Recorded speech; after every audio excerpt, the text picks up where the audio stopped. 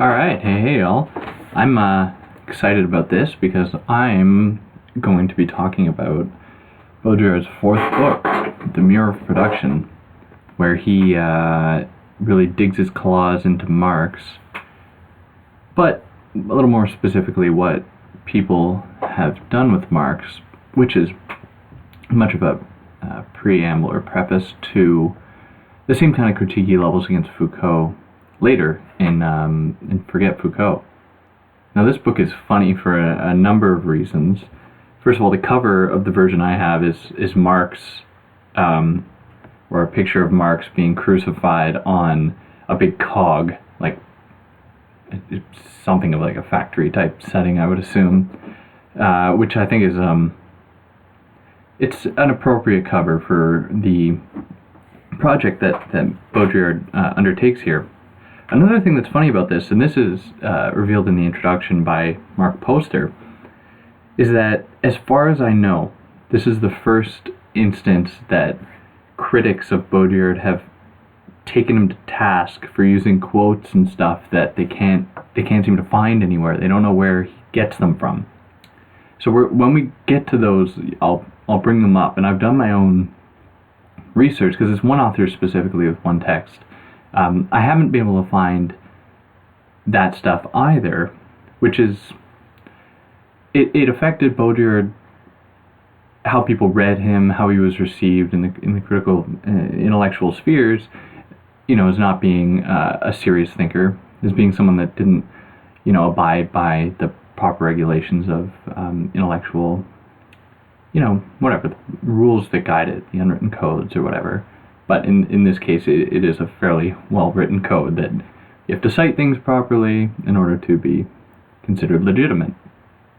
So Baudrillard begins his book in the preface by stating, "A specter haunts the revolutionary imaginary," so clearly playing off of Marx and the Communist Manifesto. A specter is haunting Europe, the specter of communism, that thing that's looming, the thing that's on that is inevitably going to reveal itself, but specters never reveal themselves in very obvious ways, which, thinking back to Marx, it would seem odd that he would use that analogy, because a specter only ever reveals itself, we think of the most kind of silly example where, like from Beetlejuice, with the ghosts with the sheets on them.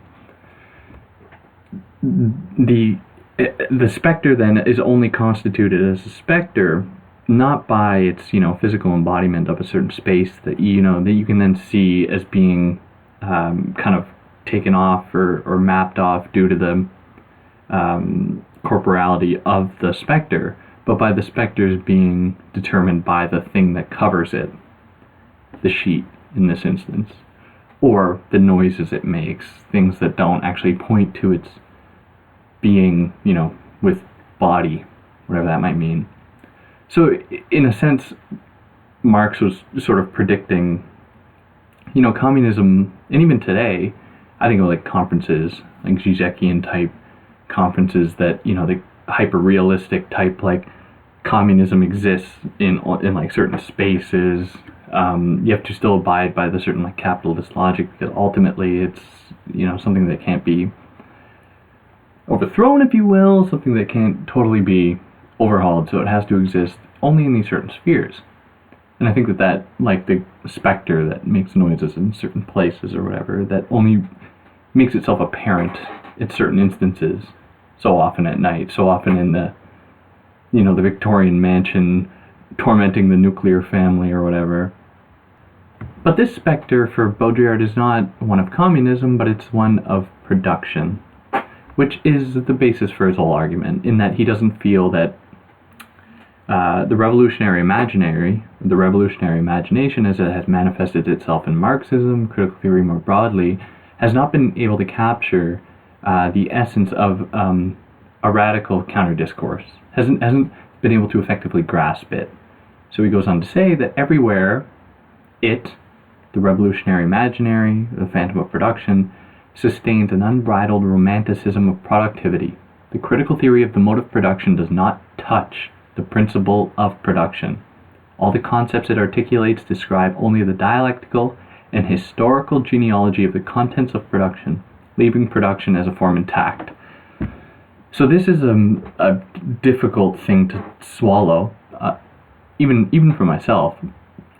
It does fail to get at or recognize the pragmatics associated or taken up via Marxist theory. And it comes out in all the, even if we think of Marxism in the most cynical, pessimistic way we can, we think of Soviet Russia or, like Khmer Rouge or whatever. There is, even though it can obviously manifest itself in awful, awful forms, it doesn't just, as Baudrillard states here, it doesn't just describe the dialectical and historical genealogy. There is something more to it, and that is something he addresses. But it's interesting that he disavows that right off the bat, because obviously, you had the Gulag Archipelago coming out like just a few years before this. All these, it was becoming world knowledge what exactly was going on. So then he goes on he pokes fun at the approaches that have sought to render productive modes of critical theory. So, for instance, the unconscious is surrounded in social, linguistic, and eatable structures. Let us give it back its brute energy. Let us restore it as a productive machine. And this machine, talk is a poke at Deleuze, of whom he says, from the liberation of productive forces and the unlimited textual productivity of Telquel to Deleuze's factory machine, productivity of the unconscious, including the labor of the unconscious. No revolution can take place itself under any other sign, in that productivity guides revolution, right? There must be a certain adoption of what, and this is a problematic conflation where Baudrillard, says that production and capitalism are two things that go hand in hand. Hence the title, the mirror of production. Whereas, I think a very clever Marxist person would say that no, if production doesn't occur if production is for the sake of a certain, profit motive, right? Because then production isn't for the sake of satisfying needs, right? It's creating them or whatever. You could insert the kind of scripted answer to that there, but it holds on nonetheless because Baudrillard is making a conflation here. But his point is interesting in that he says that everywhere productivist discourse reigns, whereas he sees the only possibility of there to be like something of a revolutionary turn, if we can possibly think of one in that way, or the approach to a radical theory, which is what I would argue his whole corpus is trying to develop, right, over the course of his however many 40 books, trying to develop something of a radical theory. It can't rely on the same capital P productivist type discourse, right, where we think, okay, in the 1950s Marxist camp, let's render, thinking of Marcuse, let's render the, unconscious productive. Or what Baudrillard says of Kristeva, Julia Kristeva, in one of his cool memories, he says that if there is a thing called the unconscious, as there is in Kristeva, there cannot be, it can't be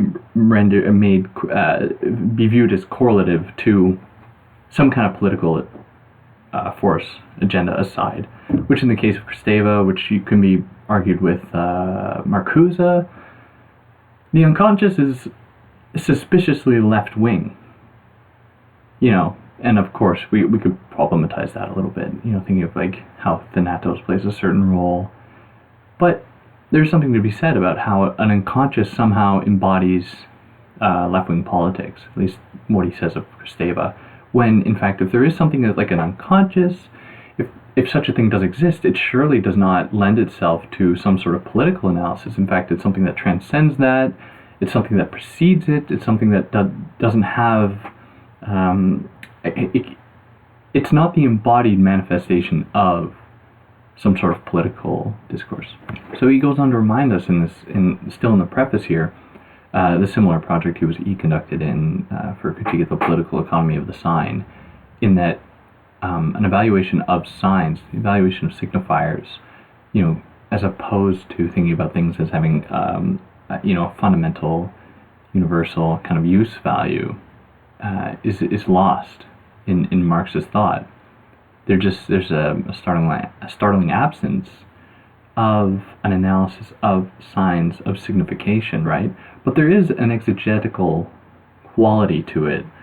Marx is not an incompetent, or was not an incompetent thinker. In fact, Marx was heavy-handed. He was someone that could, tear apart any sort of specific thing, right?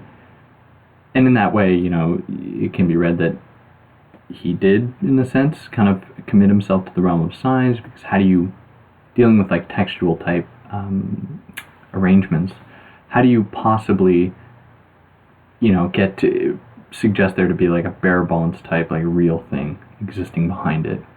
But I think Baudrillard makes a good point, and of course, for more on that, like his last book, which I did here, it explains that a little bit more. So that leads us into the first chapter. So what Baudrillard says right off the bat, all the fundamental concepts of Marxist analysis must be questioned, which is beyond fair. There are things about it that certainly need to be overhauled, and it strikes me as odd, because to this day, we think of Marx as being written so many years ago. There's still an odd move to apply his theory in ways that he has become, as though he hasn't become irrelevant or outdated, which makes me suspicious. And for Baudrillard to be saying this in like the early 70s, right? And you had Foucault saying something similar in the Order of Things. I can't remember this off the top of my head. He says in the Order of Things, Marxism in the 18th century is like a fish in the water. Like, it can't breathe anywhere else. Now that passage by Foucault essentially is what Baudrillard's doing here. And why is that? Like, what is it about Marxist theory that doesn't get at what's going on today? Where perhaps it had some, this sort of raw validity at one point, right? Thinking of, the clear split between workers and the bourgeois, the aristocracy, or whatever, and how that kind of relationship played itself out, kind of lending itself to an easy kind of Hegelian dialectical scheme. But now, having all things kind of melt together, the distinction between worker and owner is much more difficult to ground, kind of throwing a wrench in the easy kind of dialectical drive between, or the movement between, like, slave and slave owner. How do we reconcile Marx in that today? What can we do with him? And people do it. I'm just suspicious of any such attempts to do such a thing. So he states of this that the liberation of productive forces is confused with the liberation of man. And of course, we problematize this use of the word man, something that at least other French thinkers of the time, like Deleuze and Guattari, were certainly cognizant of. Now, for Baudrillard, it doesn't matter, just using this term man, but it's that's for another talk. But for now, he then goes on to say, is this a revolutionary formula, or that of political economy itself? So is this equation of a certain liberation of the productive forces with the liberation of man, right? And again, I'm going to keep coming back to like Marcuse in the sense, right? Thinking about liberation of leaving more leisure hours for the individual is, in a sense, liberating human experience, as though that time is just magically going to be filled up with kind of non-productive yet productive in a certain creative capacity way, which is odd. It seems like an epistemic fallacy, right? Like a leap of faith. How do you possibly, think that doing one will lead to the other. And there is certainly weight to it, but we have to be suspicious and we have to be careful. So what he then goes on to say is that almost no one had doubted such ultimate evidence, that, equating the two, liberation of one with the liberation of the other, especially not Marx, for whom men, and he's quoting Marx here, begin to distinguish themselves from animals as soon as they begin to produce their means of subsistence. And then in quotes, not in quotes, in brackets, Baudrillard says, "Why must man's vocation always be to distinguish himself from animals? Humanism is an idée fixe, which also comes from political economy."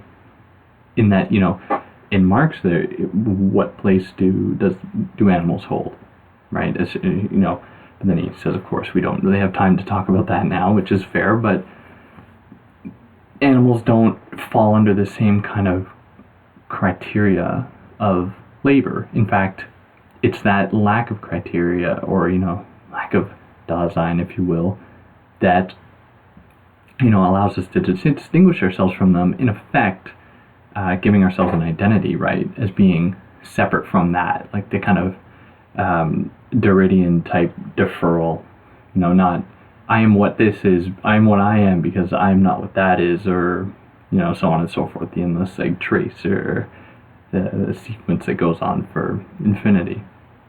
So what Marx did, and this is what Baudrillard identifies in him very roughly and very broadly, is that Marx deconstructed labor, or bifurcated labor into two broad camps, that is, exchange value, or what is called abstract social labor, and then concrete labor, use value. And the same formula can be applied to things as they exist, right? What value does a pendant have?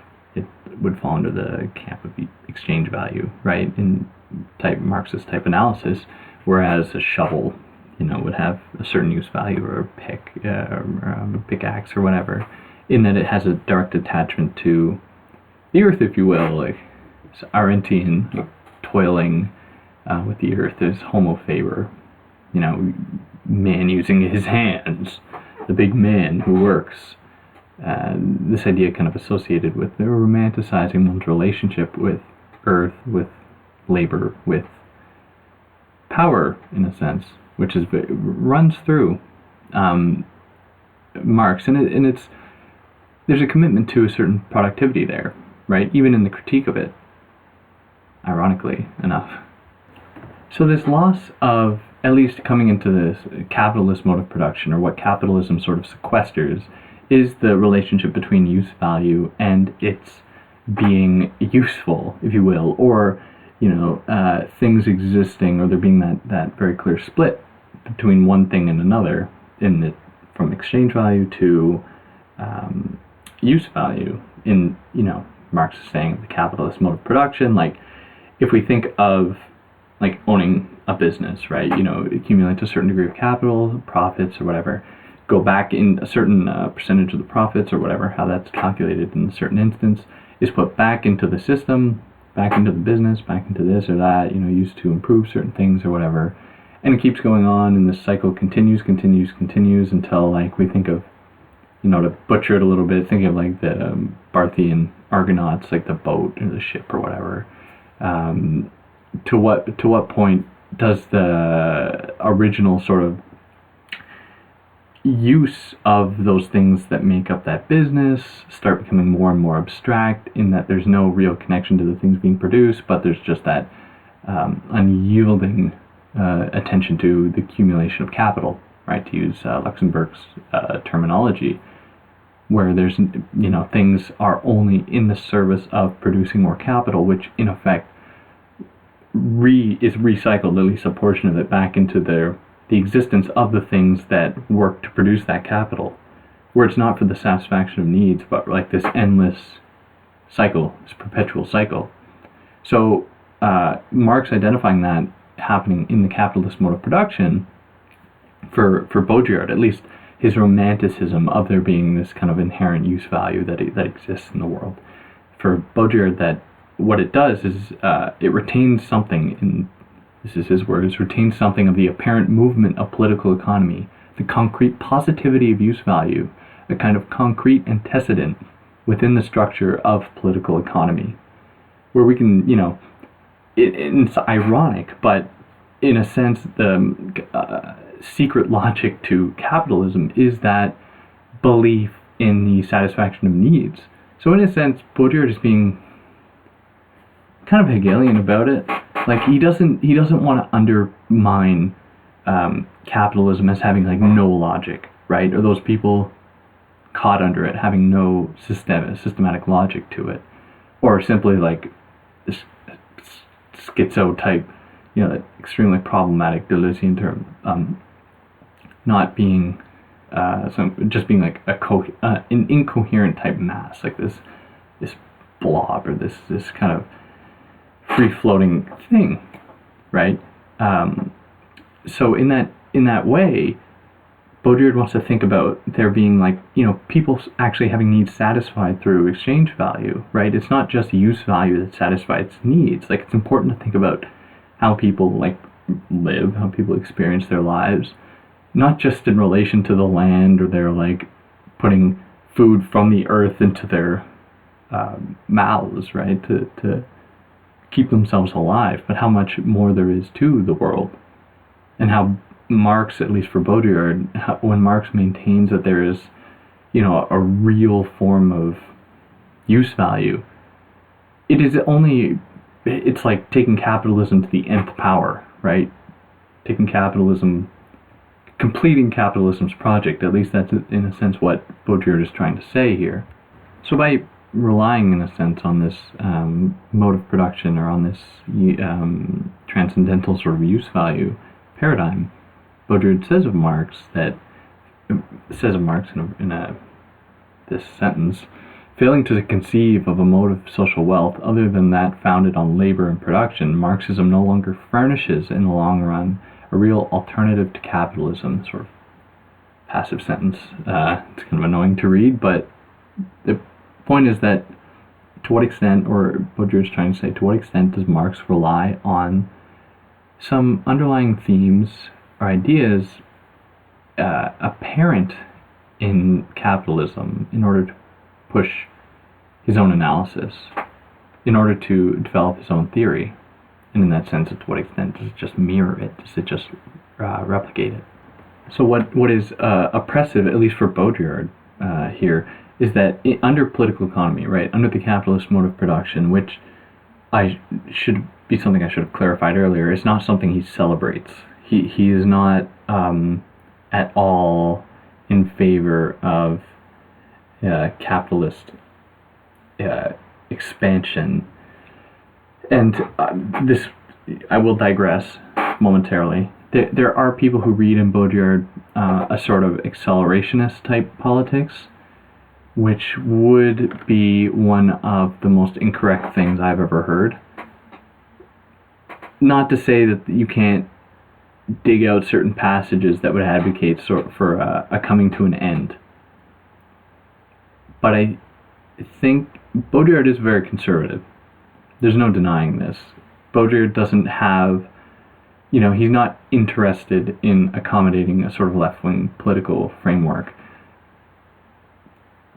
Kind of.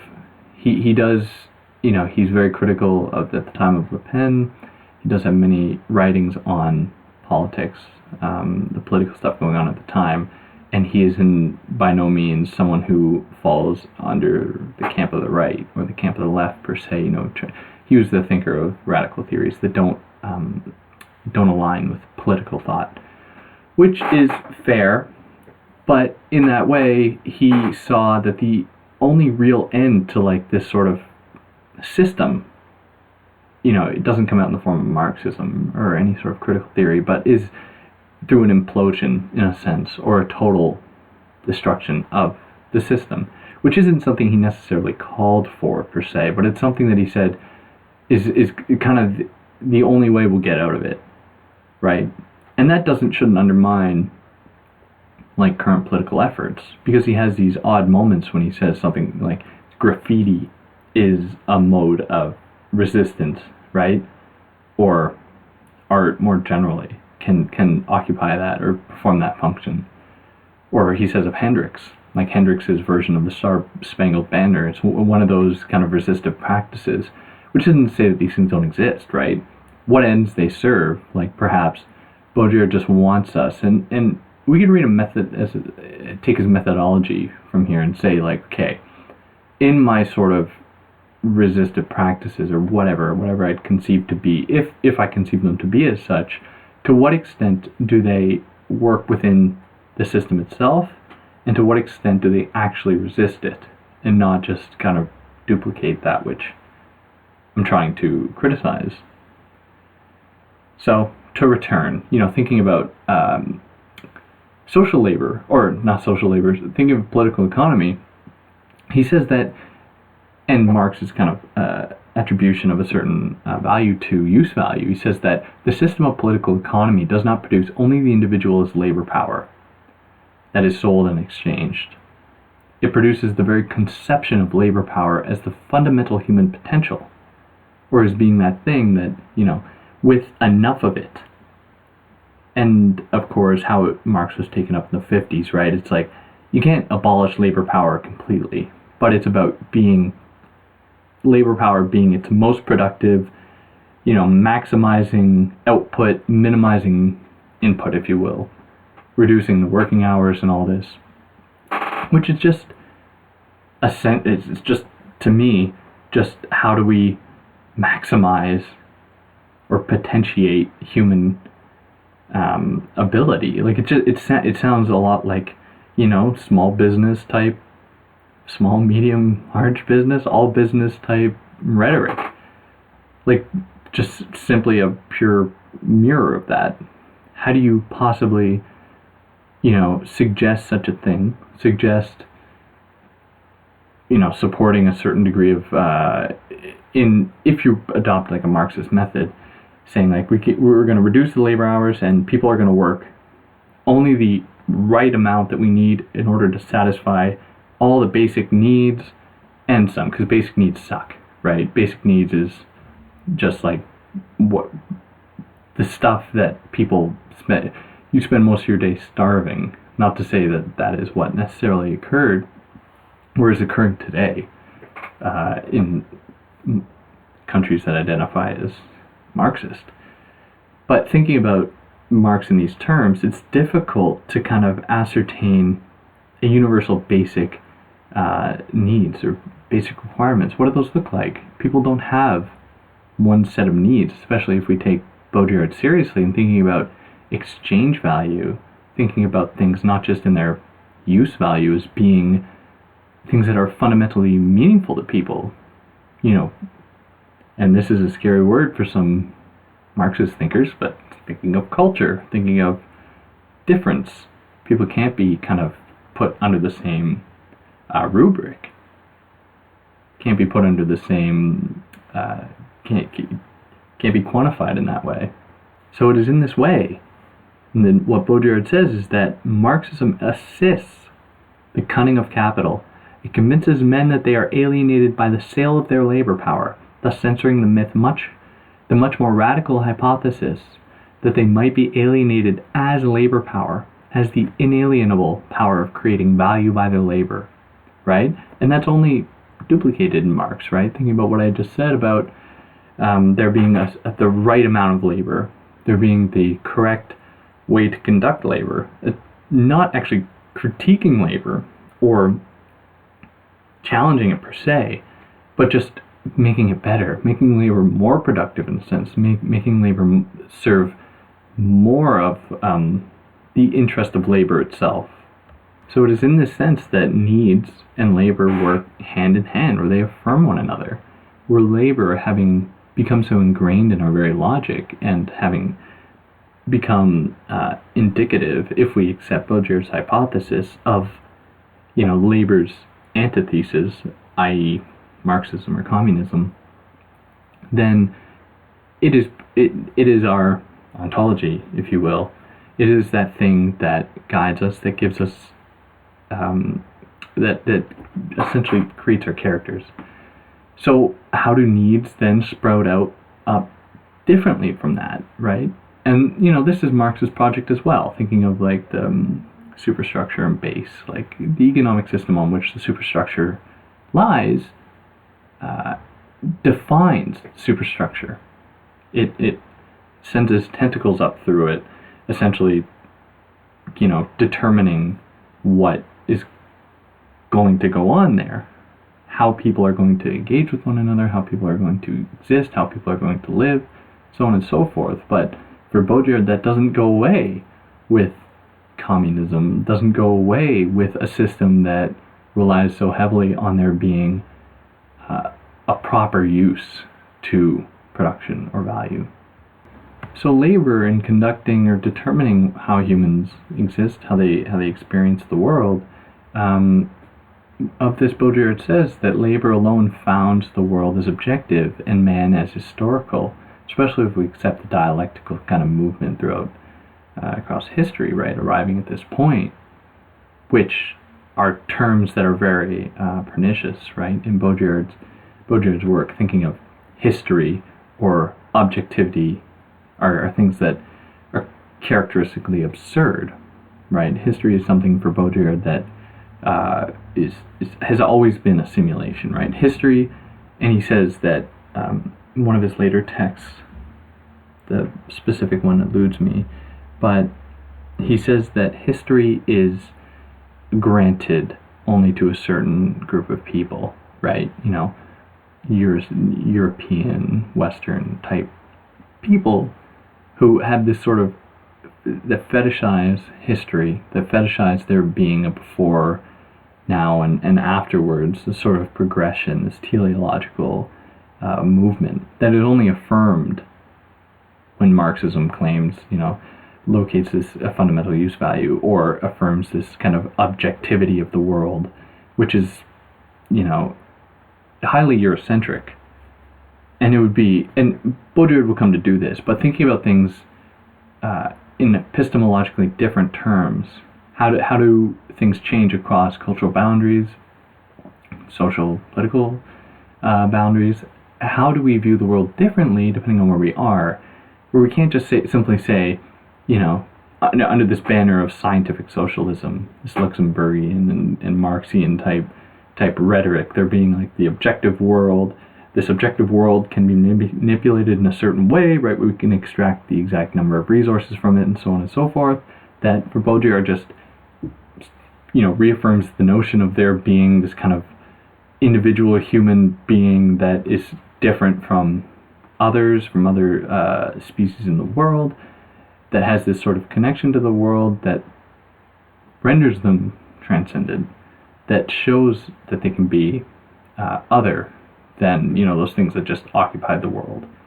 So Baudrillard, in order to do this, he quotes one passage from Marx that goes as follows: "In the last analysis, the burdensome character of labor expresses nothing other than a negativity rooted in the very essence of human existence.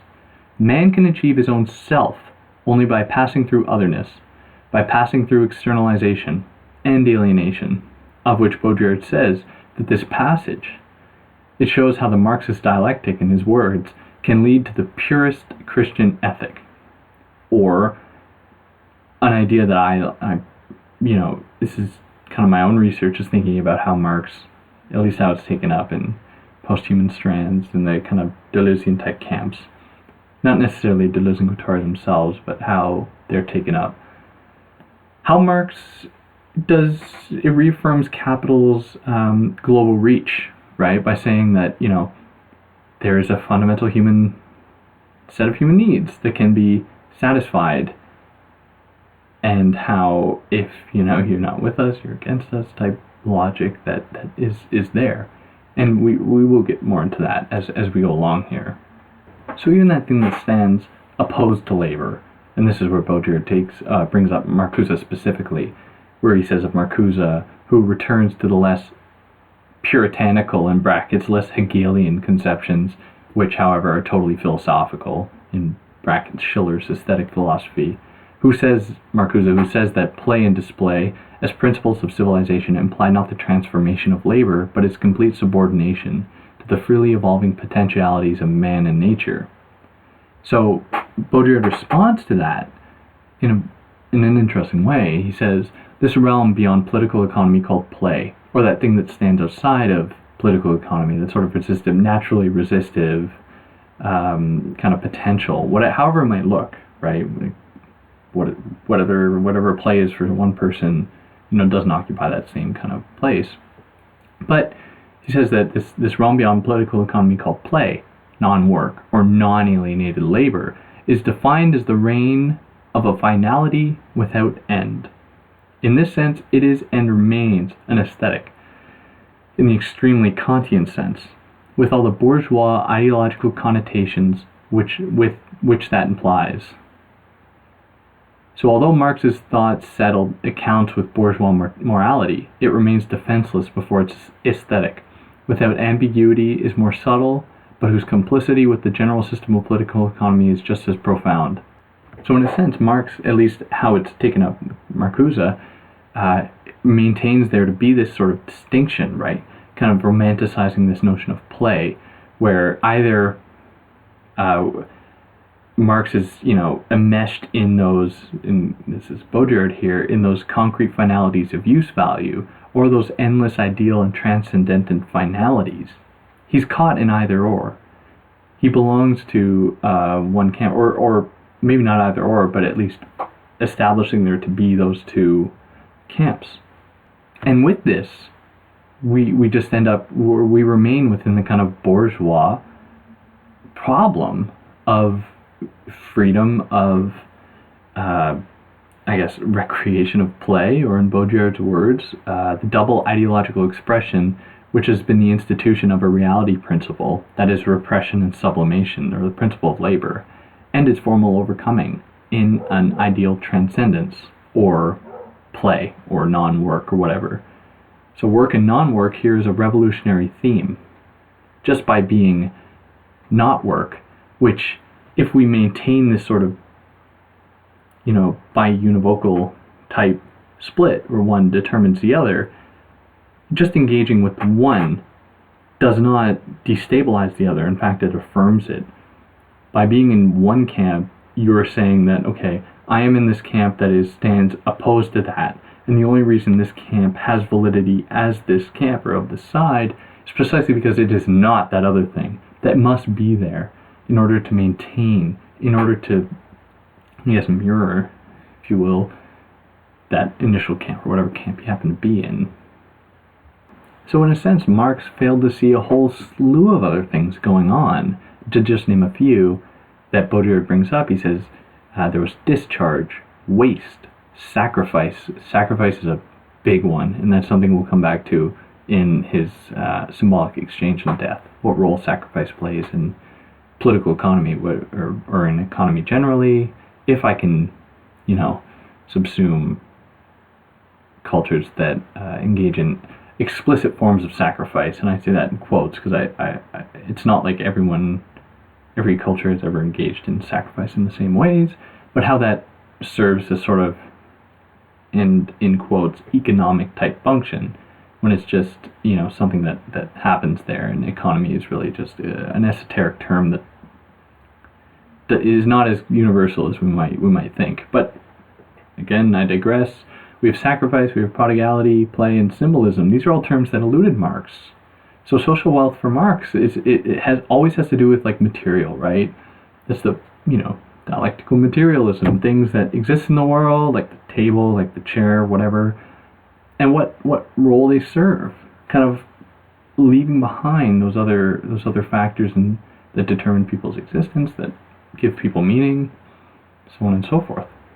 So in just the ways that Marx does touch on those terms, right? See, of course, that they're there, but the way he engages with them, and the example that Baudrillard gives is in the example of discharge, which isn't to be thought of in relation to bataille, right? Or what's the accursed share, or whatever, the thing that's left on the mattress after intercourse.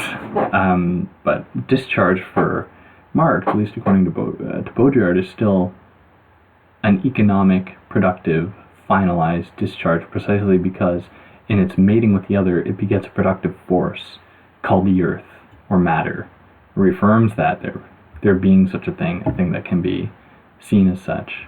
So to move away from, thinking about things just in terms of like use value and exchange value, Baudrillard says that Marxism relies on, historical materialism, dialectics, modes of production, labor power.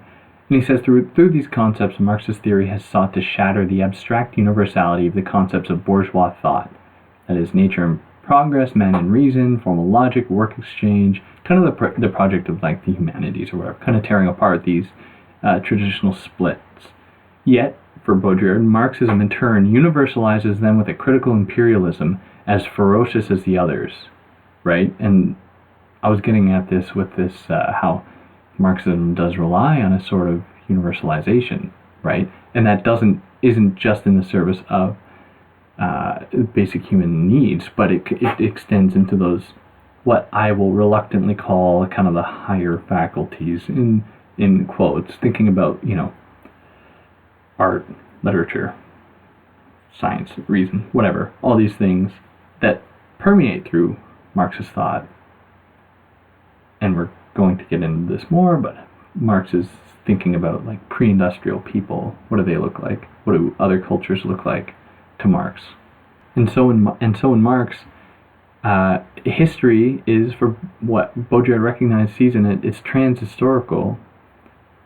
It redoubles on itself, and is thus universalized, because it is the absolute be-all, end-all, if you will. It is the thing that, in the time of Marx, it was inevitable, right? There was no way to think about the progression of history other than in terms of arriving at communism, if you will. Whether it was through reform or revolution, right? It was going to be inevitable, but of course that we didn't see that occur per se. But with that, there is the articulation of history as being this teleological thing that moves left to right or whatever, moves through time linearly, which is it's not something that is just held like universally. Like that's a very, I don't want to say privilege, because it's not like people necessarily benefit just by thinking that. There are the things that come along with it, but it does affirm a sort of, privileging of one mode of being. That being said, a very easy one to digest, thinking about things in terms of linear movement, which is, perhaps the easiest way to engage with the world.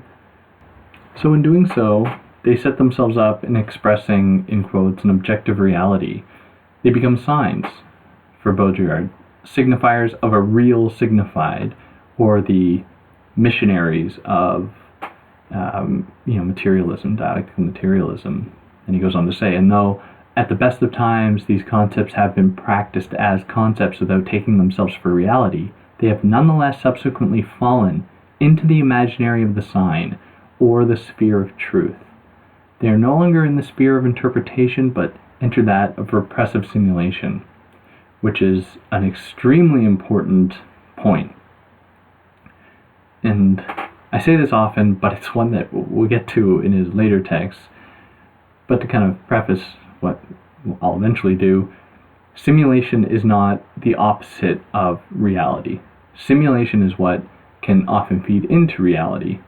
Simulation often plays with reality. Reality being, like in this context, that identification of an objective real world. So in that sense, it's a repressive simulation, because once things are simulated, they're grounded in a sense. I simulate a thing, and that thing is then frozen in time. It's given an essence through its image.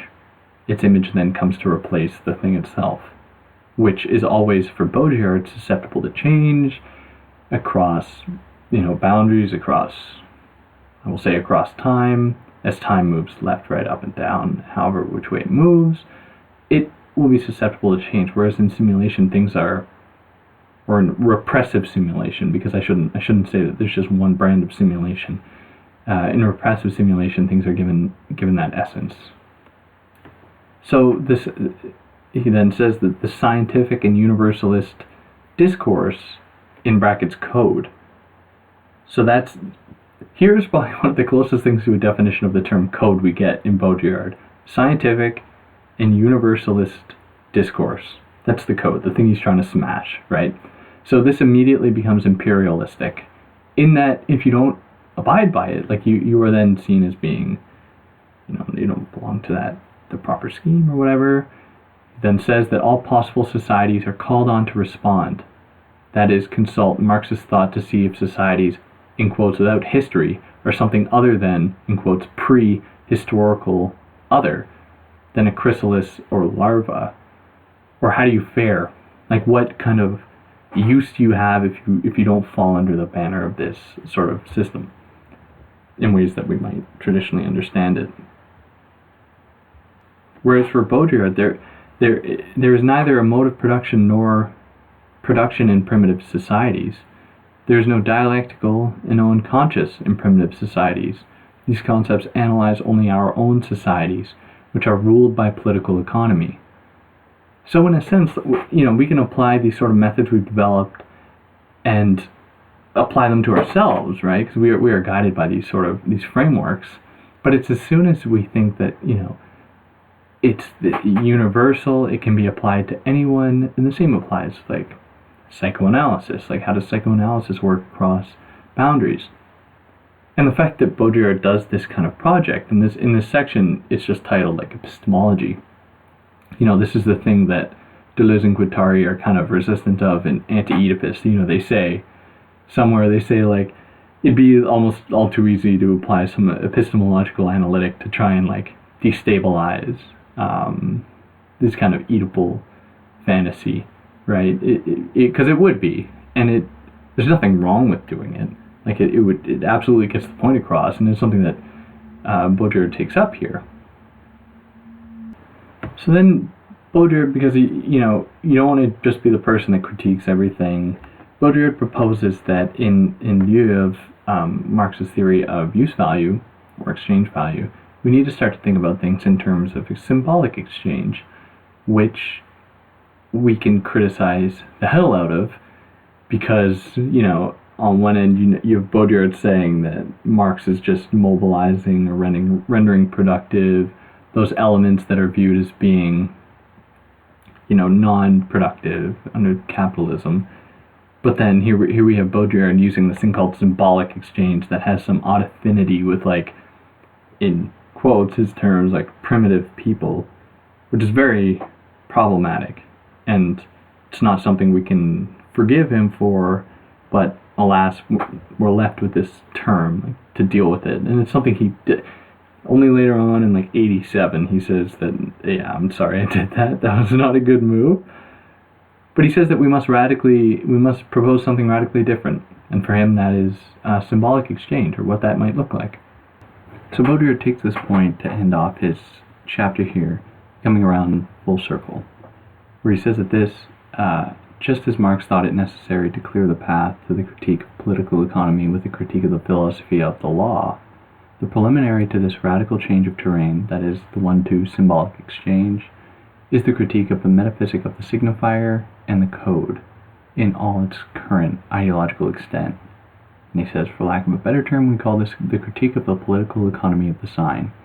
In the sense, now he's beginning to employ that, I guess, his methodological approach, that thing that he kind of worked towards for a critique of the political economy of the sign, thinking about things in radically different terms. Now, whether we can interrogate to what extent, they embody an actual degree of radicality, or if they in themselves just mirror the same sort of systemic modes of oppression that, Baudrillard claims to move away from, is certainly something we can do. But for now, and this is the end of his chapter here, we'll leave it at that. And for anyone that made it this long, thank you for listening, and I hope that you can get something out of this.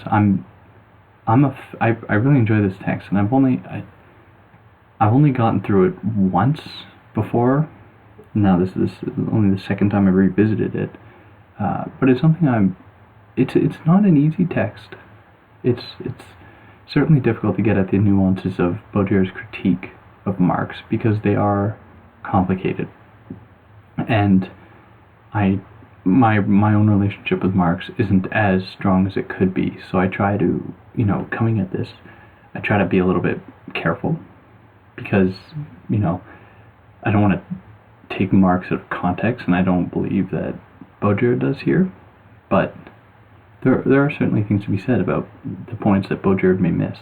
But next time we'll go over the following chapter, and we'll go and see what Baudrillard has to say about like the epistemological implications of Marxist thought or the possible violence it commits. But for now, for anyone who made it this far, thank you for listening. And if you got any problems, any beef, you know how to leave it. Thanks. Bye.